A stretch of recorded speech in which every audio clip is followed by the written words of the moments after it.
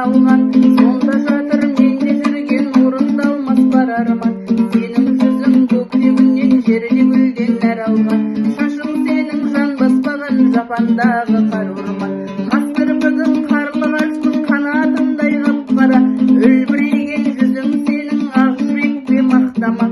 Әсем басың әп-әдемі мүсініңе шаққана, сенейін еріндерің қызарып тұр шоқтана. Толықсыған тұла бойың шыбық бекен тал мекен, бейнең сенің баяу атқан жазғы жолаттан бекен.